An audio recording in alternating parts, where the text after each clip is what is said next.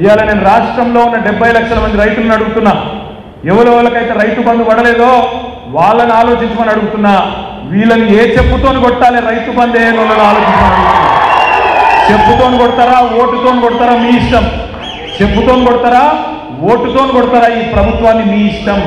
కేసీఆర్ ఉన్నప్పుడు వారం రోజులు వేసిండెట్లా, వీళ్ళకు 2-3 నెలలైనా ఎందుకు వేయలేదు ఆలోచించమని చెప్పి నేను కోరుతున్నా. రైతులు ఆల్రెడీ మంట మీద ఉన్నారు. క్వింటాల్కి 500 బోనస్ అన్నాడు, ఇచ్చిందా?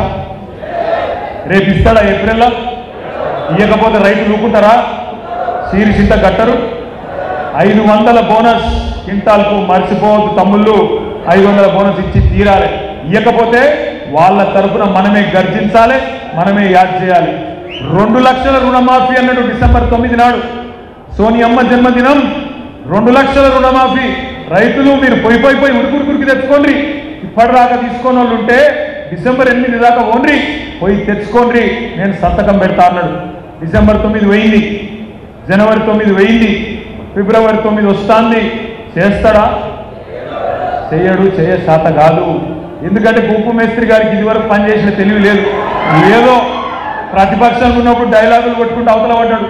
నోటికి ఎంత వస్తా అంత ఒర్రుకుంటా, కేసీఆర్ మీద బూతు పురాణం ప్రయోగించుకుంటా ఒర్రుకుంటా తిరిగి ఒర్రుపోతాడు తప్ప ఆయనకి ఏం తెలియకేదో మాట్లాడిండు, ఫసాయించిండు. ఇక కింద మీద పడతాడు.